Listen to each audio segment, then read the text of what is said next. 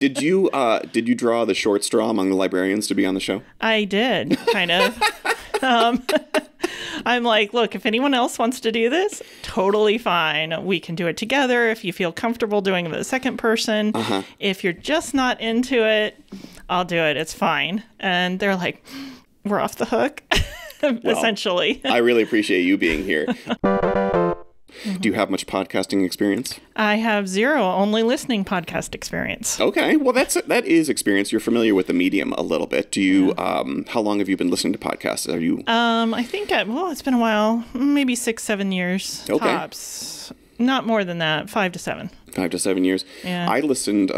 I started listening on my commute to graduate school because I was driving from my dad's house in Rocky Hill to Southern.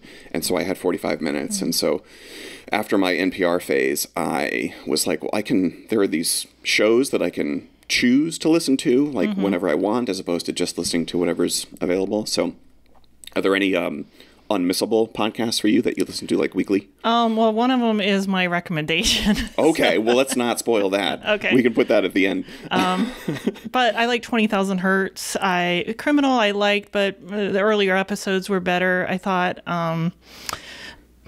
I listen to Wait, Don't Tell Me every week, which is NPR silly news mostly, with comedians on a panel, and they play silly games sort of centered around funny news stories largely. Right. And what is 20,000 Hertz? That's not 99% Invisible. That's a different thing. Right. I do like 99% Invisible too, but 20,000 Hertz is done by a sound engineer, and it's all about sound and soundscapes, and the funnest episode from that was about Looney Tunes, I think it was, and there was a Star Wars episode also that talked about the soundscape of Star Wars. So both of those things are things I sort of grew up around, and so they were the funnest episodes, but it's all kinds of different things having to do with sound. Star Wars and Looney Tunes are core properties for Pam's upbringing? I mean, I was a kid when Star Wars came out. Yeah.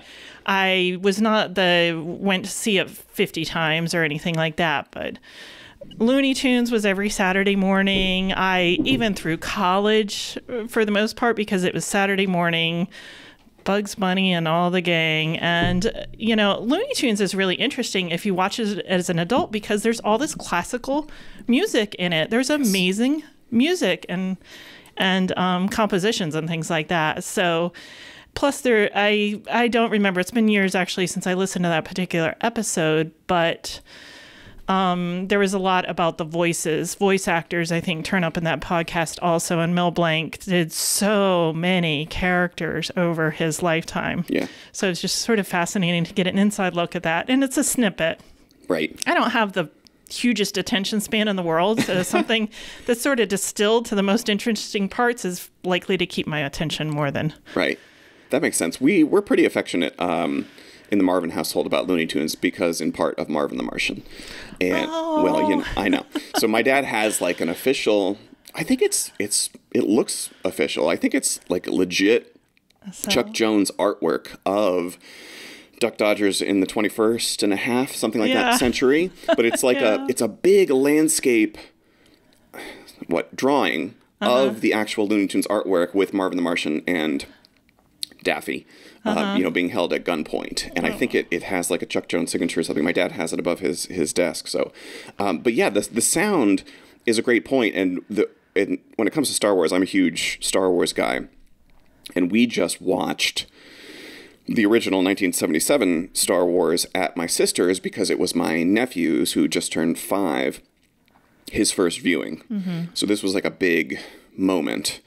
And my sister was like, he said, I want to wait for Uncle Andrew to come over to watch it.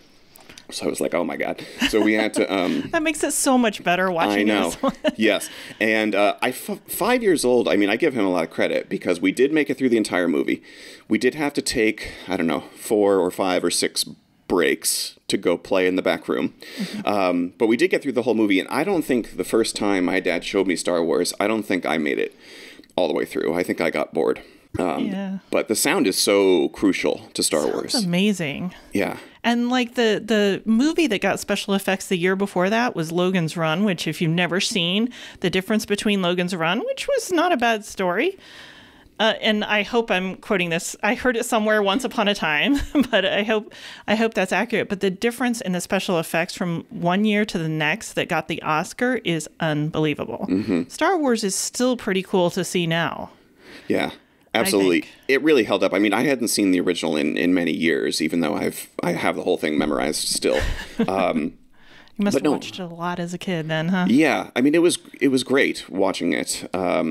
Even, we just watched the version that was on Disney Plus, which the hardcore fans will complain about with regard to the changes that George Lucas has made over the years. I'm not going to get into that here on this show because we only have about an hour.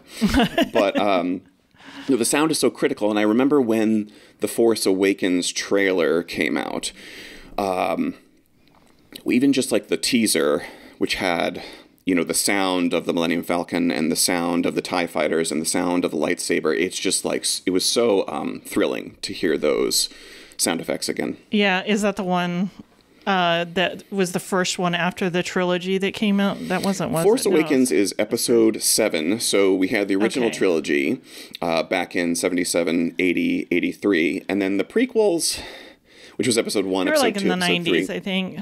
Yeah. I went to the first prequel, and it was really so cool to sit in that audience, and Lucasfilm came up and people cheered in the theater, which was really cool. It's not something, even in the theater days, that was super common. Yes.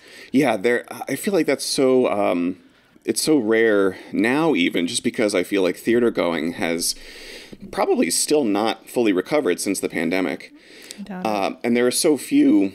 I mean, I don't know Marvel movie culture very much, but I don't feel like there are that many cultural events where you can get a packed theater where everybody cheers at the 20th Century Fox fanfare logo. Mm-hmm. Yeah, it was exciting. Very exciting. Well, see, look at that. We've got tons of content about Looney Tunes and Star Wars, so I'm not completely unexpected.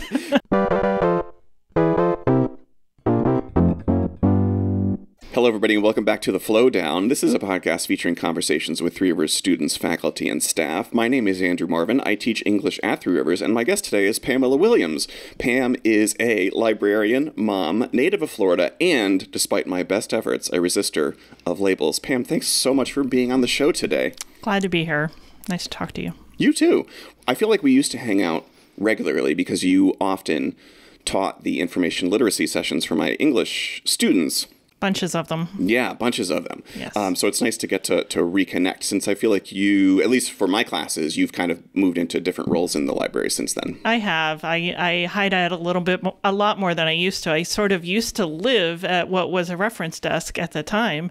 So I was sort of always available and connecting with a lot of the teachers. And since I don't generally do the teaching anymore, I'm a little more tucked away, which sometimes is nice, and sometimes I miss everybody, because I don't hang out with as many people, as many faculty as I did when I was connecting with them multiple times a week, basically. So what is your current title or role in the library? It is Campus Director of Library Services. So I oversee the staff and basically everything that goes on in the library, essentially. Okay. And how many people, because when I think of the library staff, I picture a handful of familiar faces, but how many people comprise the library staff? How many people does it take to run a campus library like ours? More than we have, to be honest. So there's me, there's Ariella, who is a reference and instruction librarian. I held that position. It's been since 2019, since I moved out of that position. No, longer, something like that. And we have Laura is a librarian, and she's a program leader for the Library Technical Assistant Program. So, she's got a dual role. We have Kumar, who is also a librarian, and we have Michelle, who does primarily cataloging. So, and a couple of those people are part-time. So it's essentially 3 full-time people and 2 part-time people. And we have a slew of wonderful student workers who save our lives every single day by really connecting with the other students. They basically do pretty much everything at the circulation desk. They shelve the books. They do projects for us. They're really a very integral part of what we do. Otherwise, we would be doing all of that, which is a lot. Loaning laptops is a very time-intensive process, basically doing forms and checking on things and reviewing, making sure everything is where it's supposed to be. So we have, at the moment, 6 student workers, I believe. Nice. That's great. Yeah. It's kind of funny because you are the season 2 finale. Congratulations. Oh, yeah. But the first episode that I recorded was with Shay, who I believe is one of the student workers. And because they were one of my students, and they did a terrific job being my inaugural guest. But I saw Shay at my local library, and I was like, what are you doing here? And they were like, I work here too. And I was like, what are the odds? Because I was just on my daily walk. So that's so cool. What is it like in the library at this point in the semester? Because I'm particularly interested in sort of the valence or the flow or the rhythm of a semester, and I'm familiar with how it feels to me at this point in the semester as faculty. Is there a vibe in the library at this point? There in the spring? absolutely is. It is definitely, and it's been this way every library I've ever worked at, every academic library I've ever worked at, where we hit the point in the semester when papers are starting to come in, and the classes are really serious about getting all the major projects done. So we're getting to that point where it's really active in the library. Sometimes there's a palpable level of anxiety. It's busy because people are coming and going. I've been really happy to see that people using all the different kinds of furniture and places they can study in the library. Yeah, so there's absolutely a vibe from the how do I log in at the beginning of the semester and let me get my laptop and where do I go for this thing to sort of a groove. Then there's the high level anxiety of getting all that stuff done, which is, I know it's a really stressful time of the semester. And then it sort of settles a little bit towards the end, which is surprising. That's sometimes varied at different places, but absolutely the atmosphere changes. For me, from the faculty position, this is sort of, I think of it, I don't know anything about baseball, but I think of it as like the 7th inning stretch, because it feels like we're almost done, but we're not almost done, because this is, so as of our recording date, we've got about 5 weeks left in this semester before classes end anyway. And it feels like, the weather is starting to get glimpses of like real spring, and it's starting to feel like the end is kind of in sight, but it's not quite in sight. It's like we still have a lot of stuff to do, and you don't want to sort of check out prematurely. So yeah, that's where I feel we are. It's sort of like the penultimate hump of the semester before the final sprint. And I agree with you that there is a kind of calm that happens for me at the end when the students are, when I've sort of not done everything that I can do for them, but I've sort of, the ball is in their hands for the last time in terms of finishing their final papers. And so I always have a little oasis in the storm while they're just finishing their final papers, and I'm just waiting for them to come in before the grading starts. Tell me, before I forget about this, because I do want to talk about all the renovations to the library, which is one reason why I wanted to have you on. But now you said Campus Director of Library Services? That's correct. Was that right? Wow, pretty good. Yeah. How did you end up, how long have you been on campus? I've been here since 2009. I just had my 16th anniversary since I started here. Congratulations. Thank you. That's cool. So 16 years at Three Rivers. Tell us a little bit about what led you to Three Rivers initially. So I mentioned that I came from Florida. My husband at the time was a local, basically from here, and moved back to be with family. So I had been at a community college for 10 years at that point in time in Florida, and I had a few other previous jobs. I'd been at a big university at one point and a public library for a little while too. So we moved up here, and I was job hunting, and I was sort of casting the net widely, as one does when one moves and needs a job. Yes. But I was thrilled to eventually get a an interview here because I've always loved the community college. It's always been my happy place. I left a big university to go to a community college because I felt like it was more my speed eventually, which is kind of, I'm not a really super high energy person, but I love the high energy of the community college and what the job requires. And I've found that's very different in the university, at least where I was at the time, which has been a long time ago now, because so I started here as part-time that first year, and then I became the full-time reference and instruction librarian. And I did that from 2010 to 2019 it was. And then the director position opened up after the retirement of the previous director, Mildred. And I've been doing that ever since. I'm totally an introvert. Not something I expected to be in a management type position or administrative type position, if you want to call it that. But I found that it really suits me. I love doing it. I love being able to make choices about how things are done in the library, and working with the people there. The staff are just all great, really fully dedicated to their job and everything like that. So it's been a really positive experience. I hope to be here for a long time. It just suits me really well, being in a library. A librarian has the ability to learn a lot of different things, and that's something that I just love to do. And there's a lot of variety in the job. Yeah.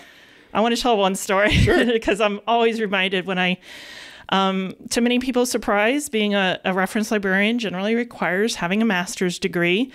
I had just finished grad school, which I did right pretty soon after I had gotten my bachelor's.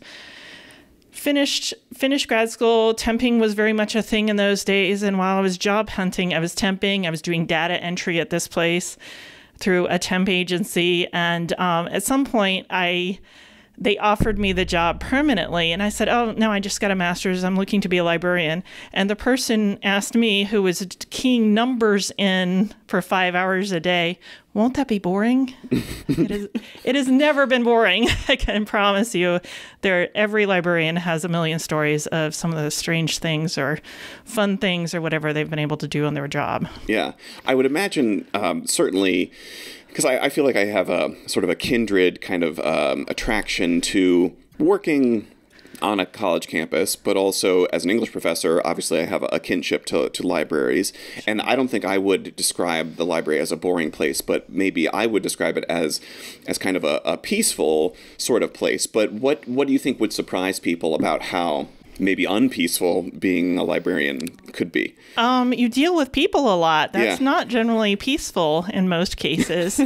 You deal with differing levels of desire for peace, and that, everyone jokes about the librarian shushing people, and I can assure you that's one of our least favorite parts of the job. But we are trying to keep a comfortable environment for everybody, and a lot of people go in the library and they want some calm and some peace and some quiet.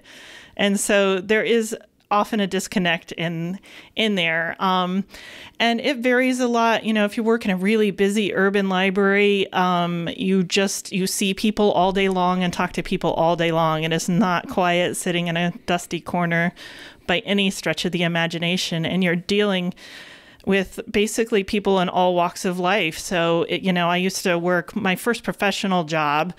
I was in a place that was across the street from a very large retirement community, and it was on a community college campus. So we had both community college students in there, and we had retirees that lived across the street. And so it was extremely busy, though. Phones constantly, lines of people waiting for assistance. It was a different era, but, after that, everything kind of seemed semi-easy to me because it was so involved. I remember one of my coworkers back in those days, who was a very outgoing, delightful human being that was excellent at his job, said some days you just, at one point in time, you're just like, don't look at me, so you can be really overstimulated in the job sometimes. So that can be surprising. We have our quiet days. The summers are very quiet around here. Right. But there's always a million things for anyone that works in a library to do.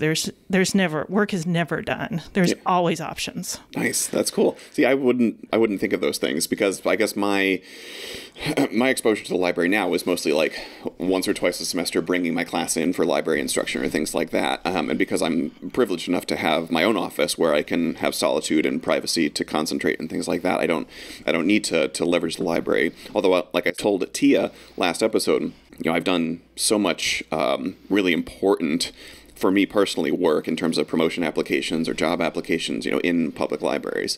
Mm-hmm. And I think there is something very powerful about going to do work in a library and just being surrounded by ostensibly all those people who are also concentrating and learning and stuff. It just feels very, very impactful to me. Yeah. I want to come back to something that you kind of alluded to earlier, which is you taking on this leadership role, campus director of library services, which I'm always a little bit fascinated by.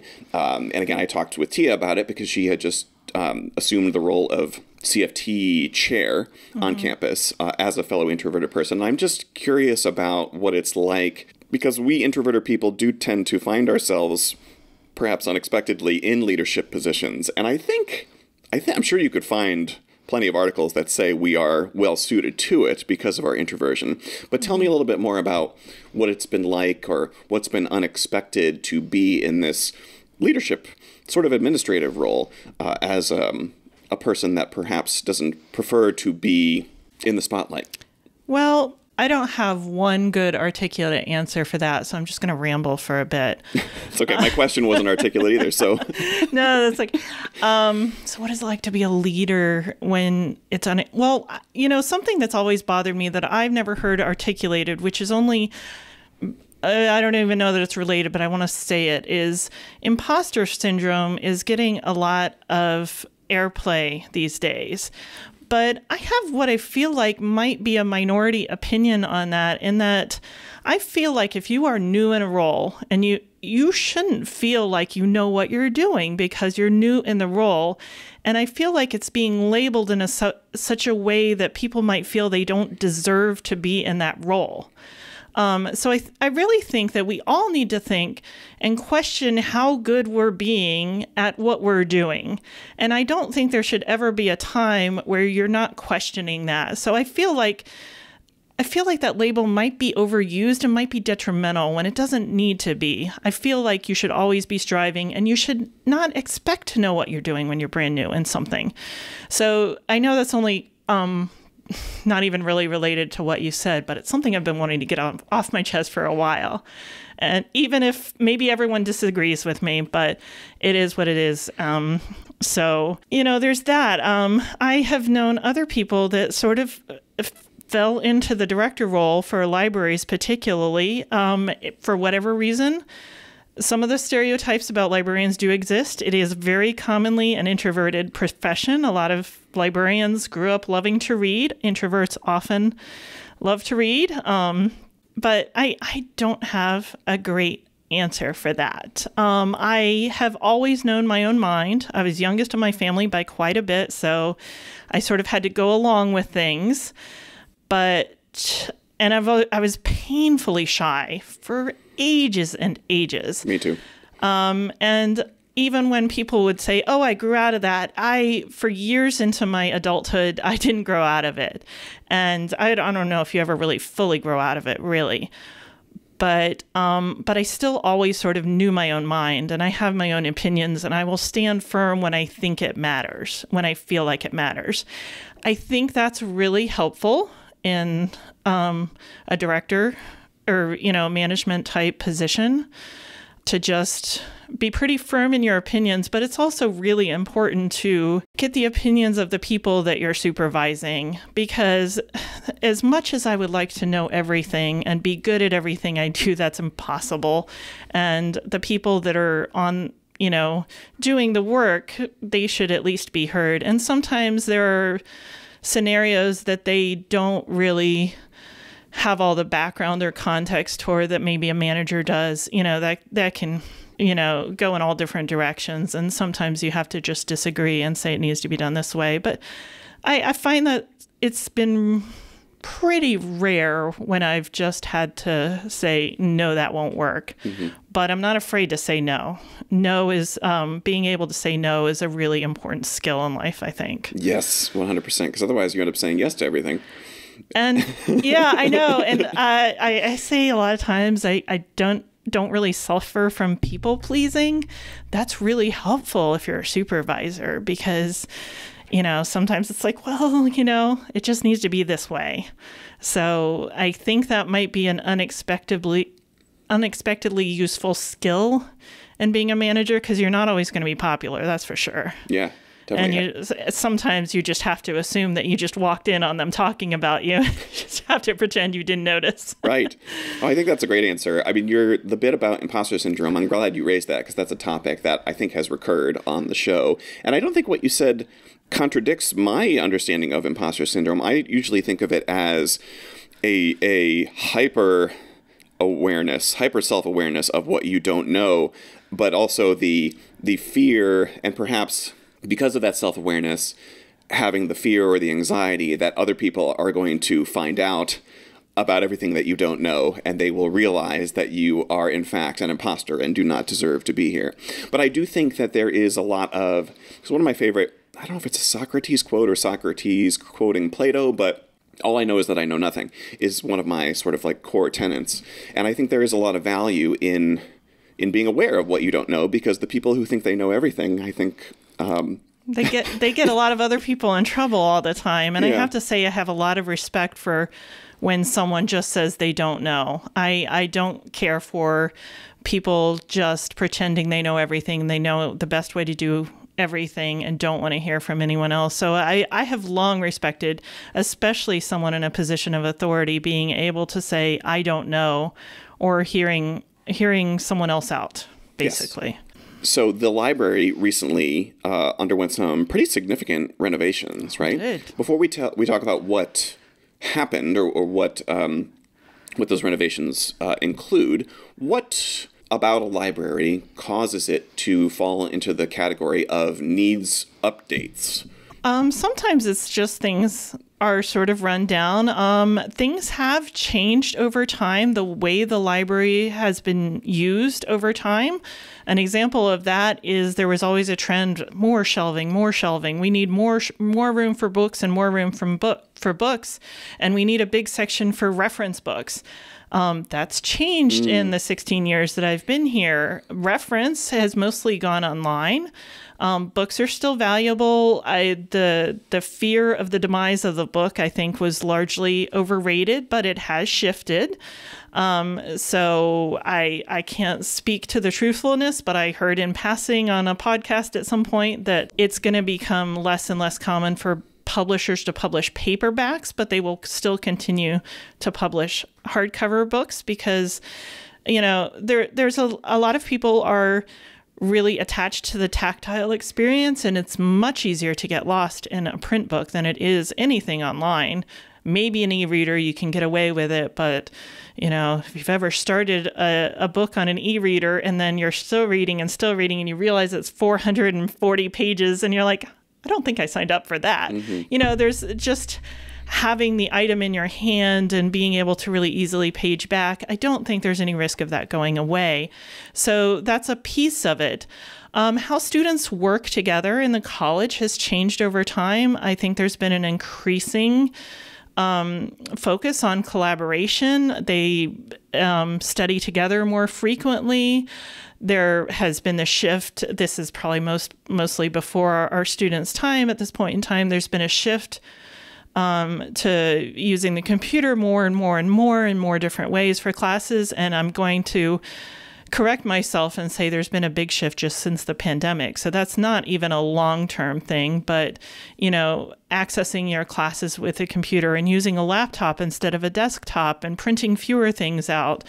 So that changes the kind of space and the kind of tools that you need, just sort of general cultural changes. There has been a trend for not that long in libraries to provide more comfortable seating so that students sort of feel like it's a place to study, but it's also a place to relax and to focus. And that's not always a desk with a wooden chair. and peering down at a book. So, over time, we want to accommodate that change in student behavior and collaboration, as well as how we get our resources, basically shifting from print to electronic, by and large. And, reference itself has changed over time. People are used to using Google and other search tools now, whereas the reference librarian was usually your search tool in the past. And that's still the case. They know a lot of things.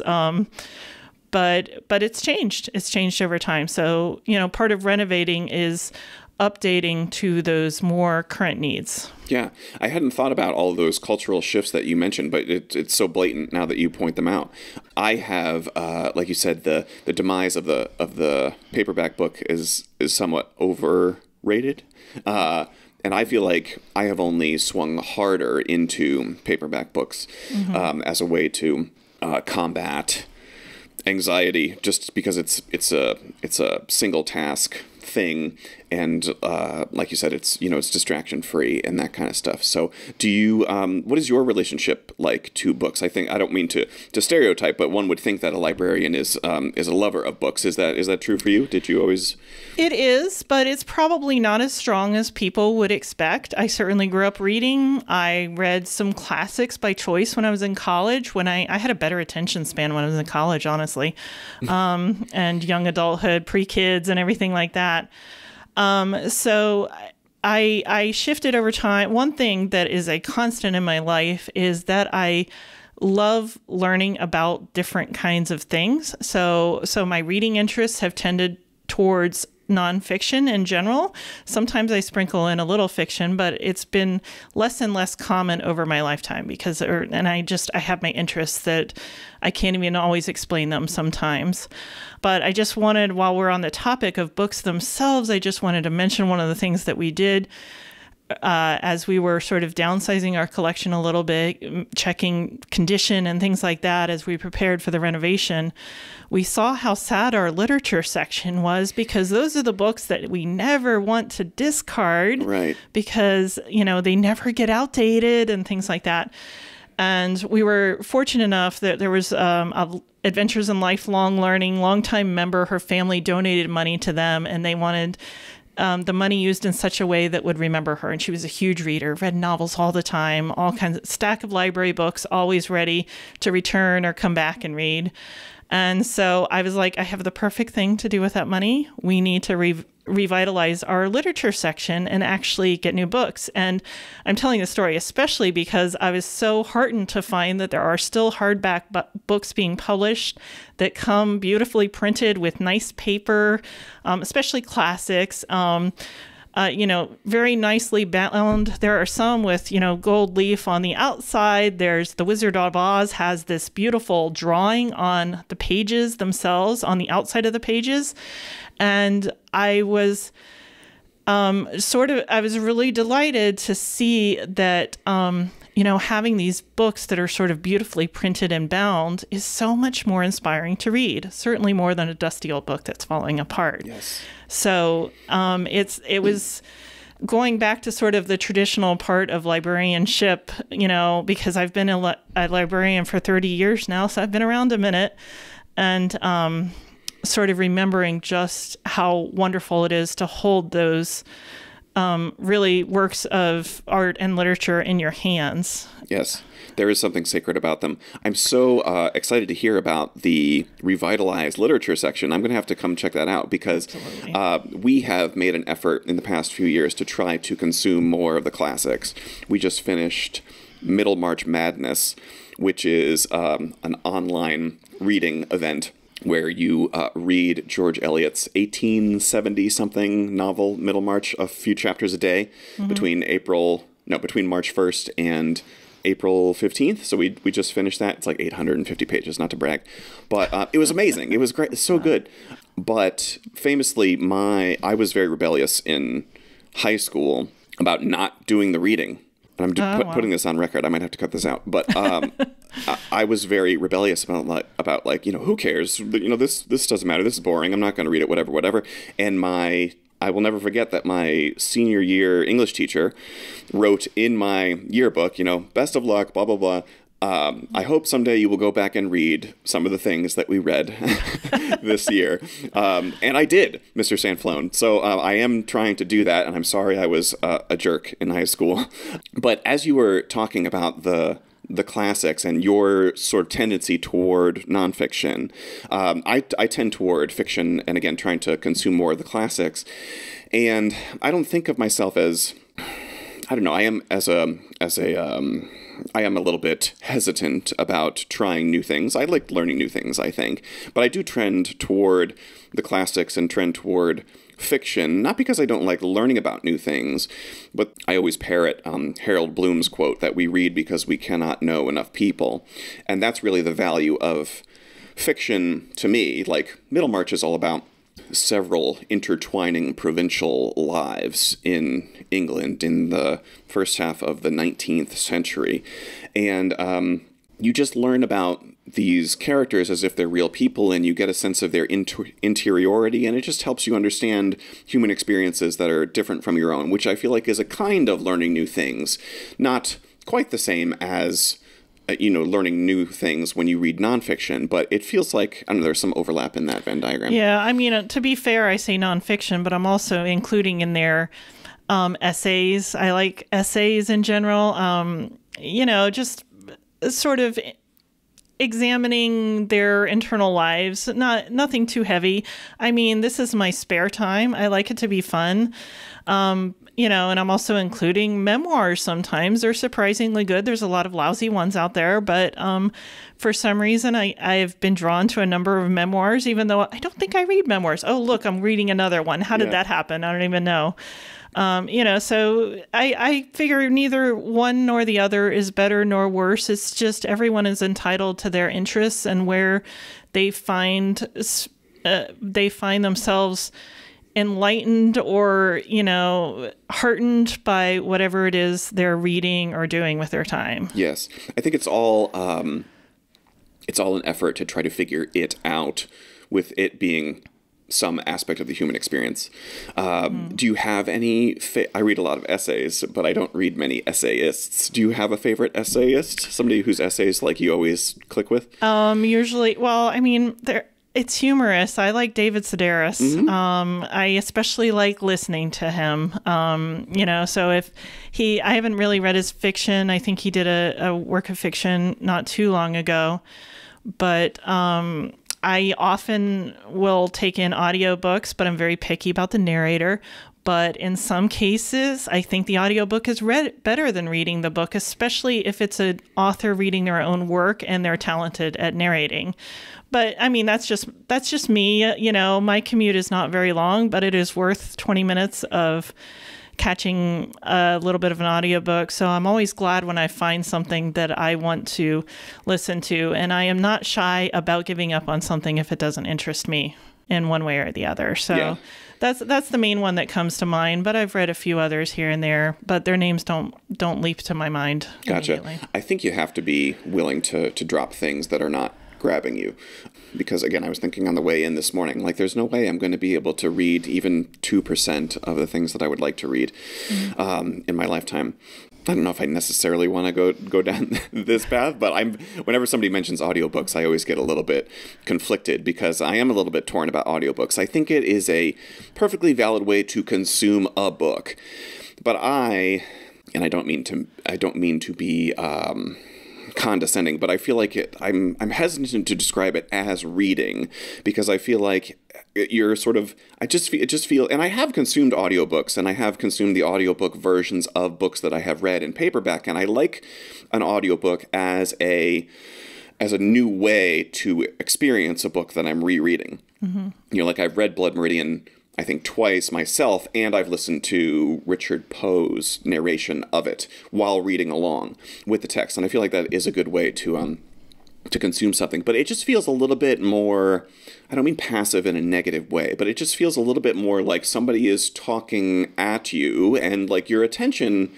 I just feel like the concentrative practice of reading with your eyes and processing the words and thinking about the words and moving at your own pace as opposed to really even actively listening to the pace that is set by the speaker, I just feel like it's a different experience. I don't mean to imply that it's better or worse. It's absolutely different, and that's fair. It's not for everybody. I'm not, and in some ways, it's kind of surprising that I'll listen to audiobooks, and I am by no means just an only audiobooks person. Yeah.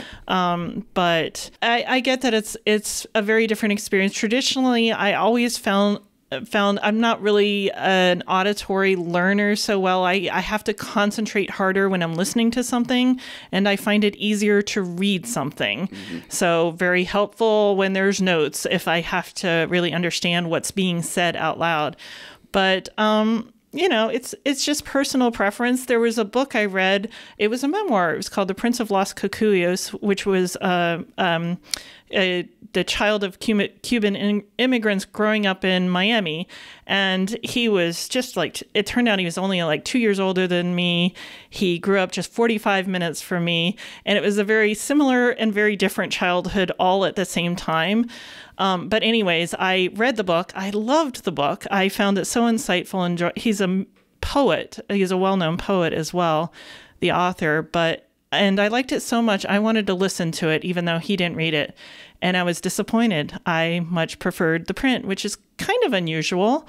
But, in the case of David Sedaris, the way he delivers the speech is interesting to me. And, we could label it something different. I listened to this book as opposed to I read this book. I listened to The Boys, which was written by Clint and Ron Howard, and listening to that was really valuable to me because they were both familiar voices to me, and that was a surprisingly good celebrity memoir, very insightful about growing up and the kind of parenting they got and the relationship they have with each other and things like that. So I was really glad I listened to that. I waited so I could get till I could get the audiobook from the public library, of course, to listen to it instead of read it. Yeah, and it doesn't necessarily have to be the author, I don't think, but I think that's cool if the author reads their own work, because then they can really have direct control over how the lines, sentences are delivered and what's emphasized and that kind of thing.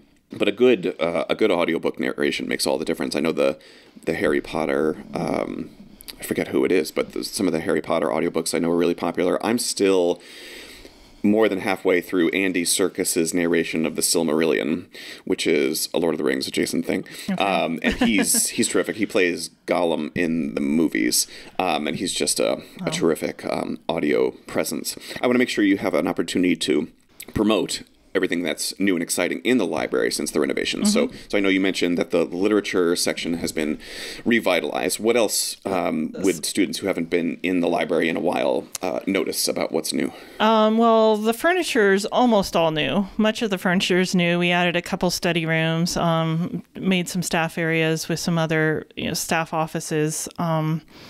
Otherwise, but what they will see are that there are couches basically to sit on. There's a lot of laptop tables around, so you can sit on a soft piece of furniture while you do your work. And there's that. There's some different kind of like booth seating upstairs. So there's just a variety. There's some high tables, so you could stand or you can sit in sort of the bar stool level chairs or what have you. And, some things, for our purposes, the circulation desk was completely changed, just much more open, better use of space, just plain looks better. We were looking for a more vibrant look. It was kind of all gray and silver before and wood. And so it's much more brightly colored. And of course, we've had the art on the wall now for a few years. We have the Diversity 365 gallery of artwork, and we're getting a few new pieces of artwork for another wall pretty soon also. And it's always been really important to me. I always thought it was really valuable for a college campus to look beautiful. I feel like it enhances the learning experience so much. And from a librarian's perspective, we want to be welcoming. We want people to see the library and want to come in. So we were trying to combine that, make it look better, make it look really active and vibrant and somewhere that you want to be, as well as very functional, essentially. So that was what we were going for, and making it as functional and comfortable for the students as possible while providing a variety of different options for them to work in the library. Nice. Were the computers updated too? Not yet. Yeah. I heard in a meeting, I think I heard Dean Barfield say that there's going to be, or maybe there are, how many computers? Like 16 stations? Whatever number he said. I was like, that doesn't seem like enough for the entire campus. But every time I look in there, it seems like there are computers free. Yeah, I know that was a little bit alarming to people. We actually reduced the number of computers. The renovation had been kicking around as an idea and a plan for 9 years before it actually happened. And initially it was, we need more computers, more computers, more computers. Then we all went to laptops. Right. With, not all, but many people did. Plus we, loan laptops as well. And it feels like a laptop is almost a necessary piece of equipment for classes now. And so since 2020, it has shifted sort of dramatically to everybody needing to be logged onto a computer to do something in a desktop, to most people in the library have a laptop open in front of them, to the point that I went around and it's usually like 60 to 70% of people studying in the library have a laptop in front of them. So I was a little concerned. There are lots of other computers on campus. There's a cyber cafe. There's a computer lab in E112 that has a lot of computers. And we have a classroom upstairs with 20 computers. When it's not being used, those are available too. So I was like, there are plenty of options. But I have yet to see all of those 16 and the nice, new, beautiful computer tables all being used at the very same time. One of the silliest things that not many people will notice, except for someone that works in the library, is one of the things we changed with the renovation was we put the printing station in one little area and put everything all together, where it was really scattered. It was hard to get to. It was hard for the staff to deal with printing problems. It was a long walk. We put it right behind the stairs, and we love that. It is like a not obvious thing to love about it, but we love it because it's so much more efficient. And when it comes to form or function, I definitely do function first, but form is all icing for me if it looks beautiful too. Yeah, definitely. I was just going to ask, is there some little detail about the new library that is your favorite thing? I don't know if it's the printer thing or not, but that sounds like a great new feature. It's up there. Yeah. Awesome. You have mentioned a couple of times your own attention. I'm going to try to kind of combine these two questions. I know it's been a while since you typically have delivered a lot of information literacy sessions for classes. Mm-hmm. But tell us a little bit about what do you think, what do you see, or what do you and the library staff see as the purpose of information literacy, and a session like that? What do you hope students get out of such instruction? I think first and foremost, what you need to know is what's available. I think it's become less and less important over time to memorize steps and know exactly where you need to go for something. I think it becomes more a question of, I need to know what's possible, and then I can research how to do what's possible. So a lot of library instruction, I feel like sort of the most crucial part is an introduction to what we have available. We have well over 60 databases of all kinds of things available. That includes ebooks, that includes magazine, research journal articles, newspapers, streaming media. Some of those are instructional videos. Some of those are feature films. Some are, Criterion Collection films and things like that. So there is a huge wealth of information, and just getting an introduction to that gets you light years ahead of where you'd be if you had no idea and just went to Google. And just sort of reiterating the importance of finding reliable information and hearing from a librarian that I actually think that the quality of a lot of the content on the internet has degraded over the past decade. I feel like it used to be much better. I feel like it's overrun with commercial content and ads and things that pop up and the videos that pop up in your face. Library resources don't have all those annoying pop-ups and ads, and they're generally not written to try to bias you or put you in a silo where you're just echoing around in your own opinions and those of people that think exactly the same way. So that's what it comes down to it. Plus, it introduces you to a librarian who is usually very helpful, very friendly, very invested in students being able to do the best research they can. Yes, good friend to have. Yeah. You're right about the web. I feel like it's a total mess. It's depressing because, it used to be much better. And now I just feel like I read the same content over and over when I'm researching something. Yes. On the different sites. It's like, just one person's writing it and 5 people are putting different ads on their sites. Yes. For it. Earlier, we talked a little bit about how you feel students have sort of changed culturally in terms of studying together and that kind of thing. Have you noticed any changes in students in terms of because I think of research and being in the library as a relatively slow-paced, methodical, thoughtful kind of process. Do you feel like students have changed in their attention spans, in their willingness to, or ability or capacity to focus or to be patient in terms of looking for things? Have you noticed any? I think that's unavoidable with the way technology has gone over time. What are you going to do? And I feel like I fall victim to it too. I read a lot online, and then I feel like that quality is not nearly as good as if I picked up a book. Certainly students, I think in general, are a lot more tech savvy than they used to be. That doesn't mean everybody. I think there's a stereotype that anyone under the age of 23 knows how to do everything, and that, you can't. It's not possible.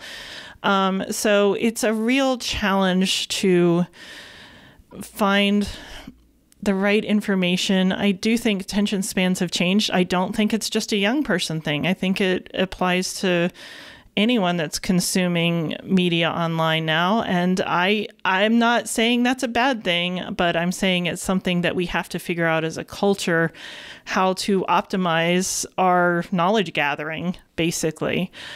Yeah, no cute, tied up, handy little answer exactly. That's okay. It's super complicated. There's still a small handful of articles that I continue to use because I think they only grow more relevant about how the way that we consume information and media has an impact on how we think.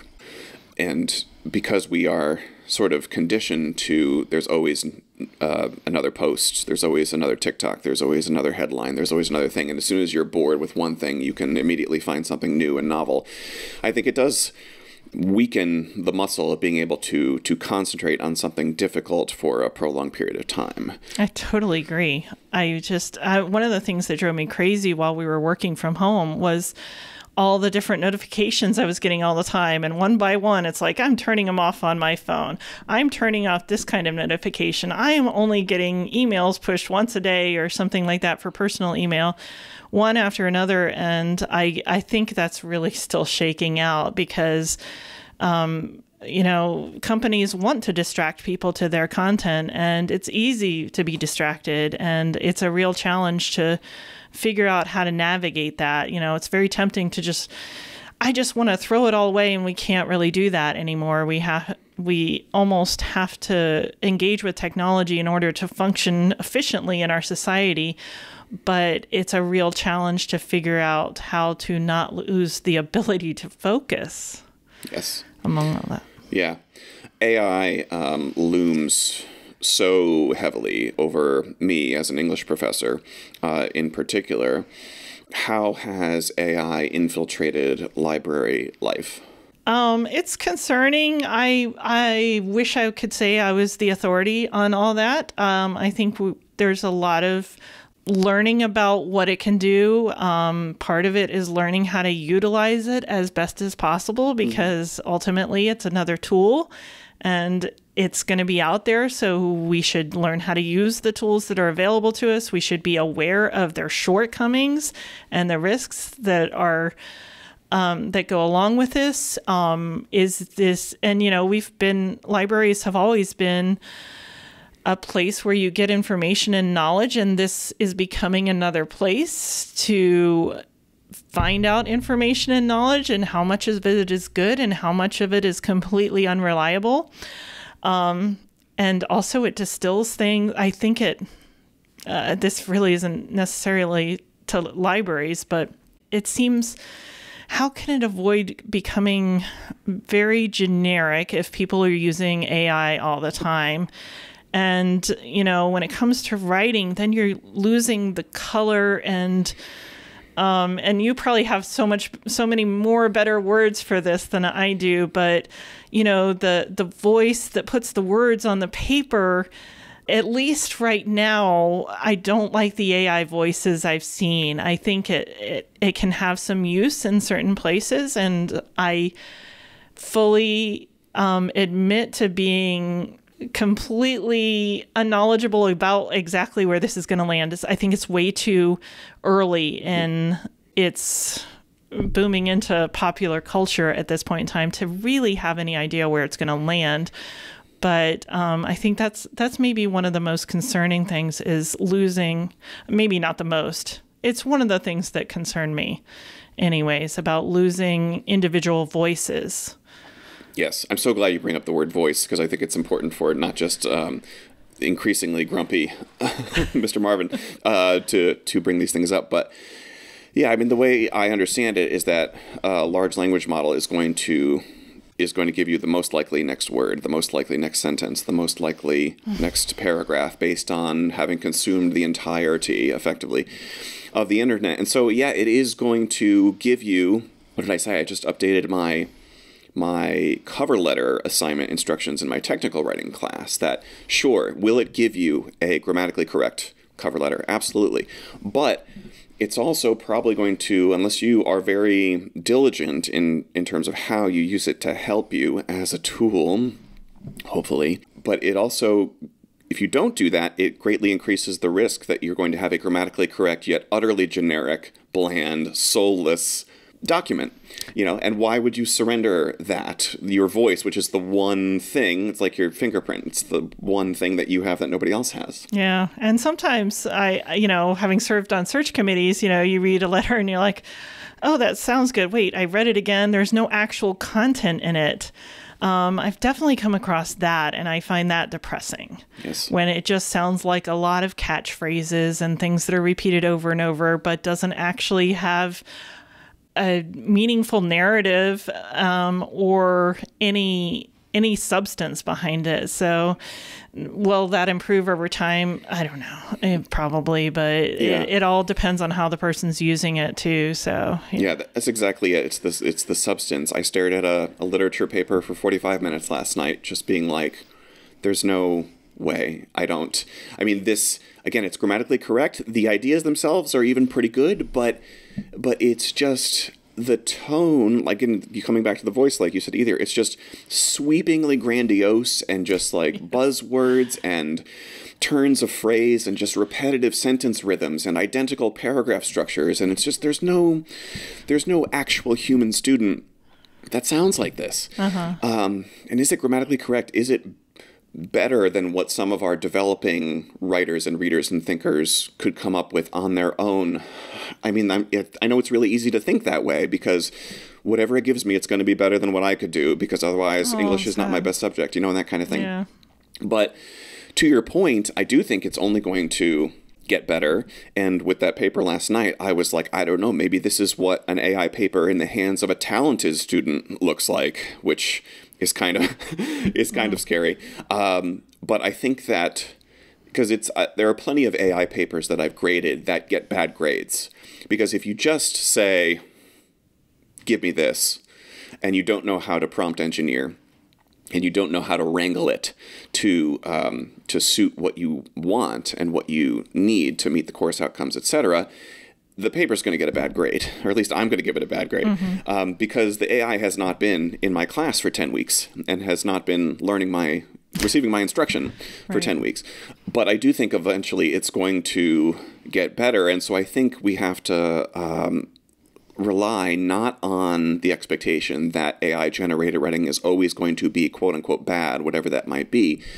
I think what we need to do is try to convince students that it is valuable for, no matter how good AI is, it is infinitely more valuable for you to have the confidence to be able to do it yourself and to, to be able to express your own voice that you have and nobody else does. And if nothing else, in my opinion, be much more valuable to flip it and not have the AI write it, but write it as best you can. And can the AI make it a little bit better? Yeah. That seems like, to me, and no, by no means an AI expert, don't know where it's going to land.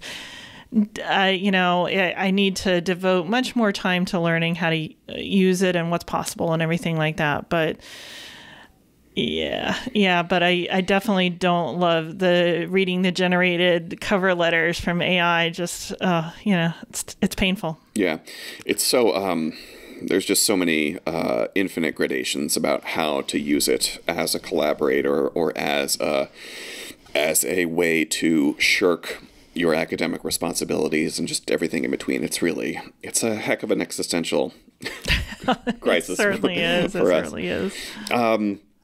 You listed so many hobbies, and I felt bad that that you described yourself as a resistor of labels. I didn't mean to try to oversimplify your identity.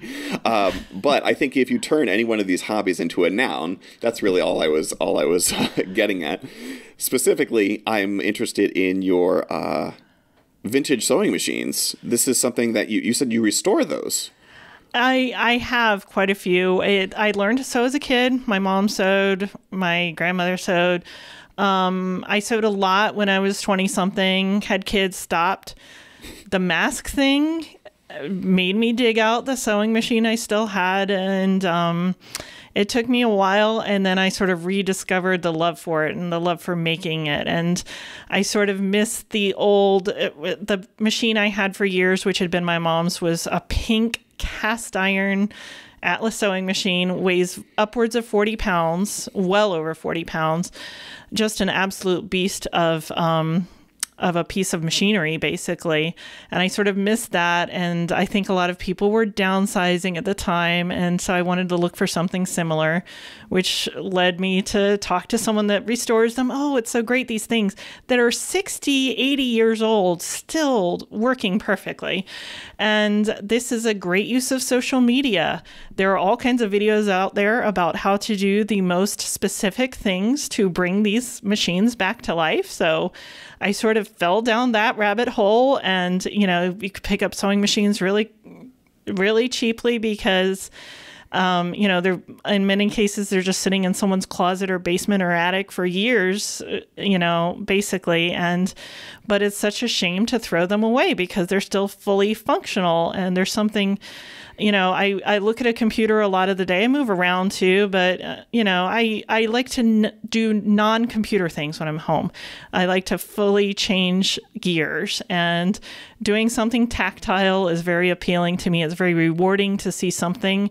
And, sewing machines were a big part of the household culture from the 1800s well through about the 70s. I think it started falling off, basically. And they were treasured. Those things cost, it would be like us buying something for $2,000 or $3,000. And it's one of the places where the singer would actually do payment plans when that was not commonly a thing because they were so expensive. And I'm saying all that because these were cherished pieces of equipment that kept the family clothed and curtains hanging. And, and there was a lot of value placed in both form and function. So they were just amazing mechanical pieces of machinery, basically, that also were beautiful. They used to paint them beautifully or have these beautiful decals on them. So there was both form and function. And people will often, especially older people, they'll talk about, oh, I remember sitting and listening to the sewing machine. And, there's a lot of nostalgia for some people that grew up with a grandmother or mother or whomever sewing in the home. And somehow through those physical pieces of equipment, I sort of feel that history tactily. And it's one of those things that's sort of fallen away. You can only acquire so many sewing machines. You send some of them on.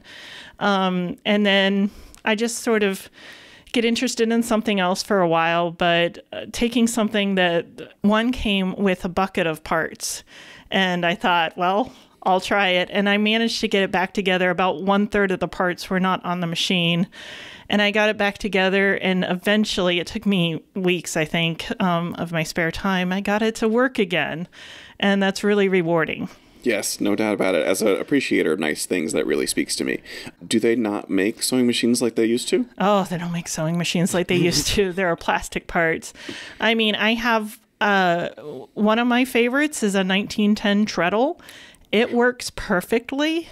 It will always work perfectly as long as it doesn't suffer rust, water damage, being dropped from on a really hard floor. It'd probably break the floor long before anything else. And, you know, all metal parts, high quality metal. But in about the 70s, they started slipping in plastic gears or nylon gears or something that worked pretty well, but now they crack.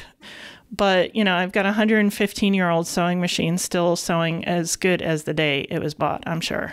That's so cool. And typewriters, too. I fell down. I did this briefly, but it was the same thing. Like, okay, I'm, you know, sort of losing interest in most cases, I was just cleaning and oiling the sewing machines, but some of them I actually got back from non-working to working. A handful, maybe 5 or 6 or something like that. And then I sort of fell down the typewriter. You know, I'm old enough to have used a typewriter growing up. And electric typewriters not so exciting anymore, but I actually worked in a job. My first job, I was in high school. We typeset lyrics with an IBM Selectric, where you actually changed the type ball for different fonts and stuff like that. It was very centering things under a note. It was so tedious, but it was kind of fun too. So, you know, I had a background of listening to the keys as you type. One of my favorite sounds. You can focus directly on what you're doing. There's no distraction. And I'm not a writer. This would make so much more sense if I was a writer and wanted to write, because some people that like to write really like using typewriters because you can't go back and easily change something. It changes the way you write when you have to just peck it out and listen to the keys on the platen, on the paper, and the ding as you return. And it's sort of gone away. I really only got primarily some mechanical typewriters, and it was the same thing, that they were sitting in someone's closet. They just needed cleaning, get them, you know, tweak them here and there and get them working again. I fell away from that fairly quickly, which is a good thing because one can only have so many typewriters. That's true. But it's lovely to have around, and it's worth trying to type on an actual typewriter sometime, because it does put you in a different mental space. Mm-hmm. Absolutely. I am a fairly big mechanical keyboard fan, which is kind of adjacent to typewriters, where they have you know, actual mechanical switches and that kind of thing. But I think there's a lot of value, even though I do tend to prioritize and value minimalism. I do put a lot of value into objects that bring you joy. And so if I'm going to use something every day, or almost every day, I want it to be the nicest experience possible. So I'm glad you're doing all of that. Pam, thank you so much for your time. It's been so fun to talk to you. We always wrap up the show by asking if our guest has any recommendations, anything you think the listener should check out, anything you would like to offer in terms of parting words to those listening. Oh, I'm not great with parting words, but I did come with a recommendation. One of my favorite podcasts is called This Is Love. And don't discount it thinking it's all about romantic love. That's actually not commonly the topic. And you mention 2 episodes in particular, one which I just found surprisingly charming, and I can't articulate exactly why, but it is called The Memory Artist. And it's about this man who when he was a child, when he was 10 years old, I think it was, he was living in a very small village in Italy, and the Nazis came in and chased all the townspeople out. And they weren't able to come back for some time, and the town was ransacked by the time they came back. It was never the same, basically. And at some point, this 10-year-old kid said to his mother, don't worry, I'll make the village for you again someday, which I thought was really sweet. And, he lives his life. He actually moved to the United States, but he started getting these incredibly vivid visions of his town as it was when he was a child. And he couldn't get them out of his head. He couldn't talk about anything else. He just started painting these scenes from his town. And he created this huge collection of paintings of the town before the Nazis came and ransacked it, basically. And I can't even articulate why that has stayed in my mind as one of my favorite podcast episodes. The second one, even if that doesn't appeal to you anyway, I highly recommend for everybody from the same podcast, This Is Love, is called The Wolves. And it is about primarily a wolf in Yellowstone. There are a lot of people that follow the wolves around. They study them, study their behavior, their packs, and everything like that. This particular wolf was much smaller than his brothers. He was very put upon, literally the underdog, basically. And it's about him, by an unexpected string of circumstances, he actually became the alpha male along with the alpha female. And the story of how that came about and how he raised the biological father of this alpha female had died, and he actually came in and started playing with the pups. And so she actually took him on as her partner. And the way this underdog, literal underdog, unlikely to ever be an impactful member of the pack, really affected the behavior of those kits, whatever they're called, the little pups. Pups, yeah. And how that affected pack behavior in the future. It is a lovely episode. Highly recommend that. The Wolves from This Is Love is my favorite. That's and great. All our episodes, basically. Thank you very much. I love a media recommendation. And I think that a great metric of good media is the things that stick with you, the things that you find yourself thinking about even after you have consumed them, because there's plenty of television episodes or songs or albums or books even, or movies that I consume and then I don't really think about them again. But those handful of things where you find yourself rethinking about them, I feel like that's a great metric for the good stuff. So Thank you very much. Pam, it's been wonderful to have you on the show. Thank you so much for your time and for being here. Thanks for having me. And thank you, everybody, very much for listening. If you enjoyed the show, please tell somebody else to listen to it. This is the Season 2 finale of the Flowdown.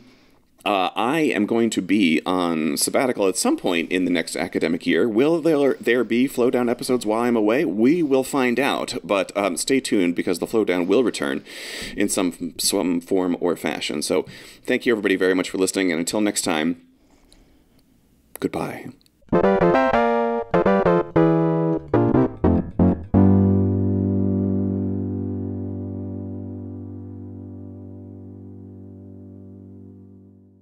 I'm not a big talker usually. Well, and I don't expect to be a sparkling conversationalist. That's okay. That's what I feel every time I wake up on the morning where I have to record a new episode. I'm like, why did I, an introverted person, choose to do this?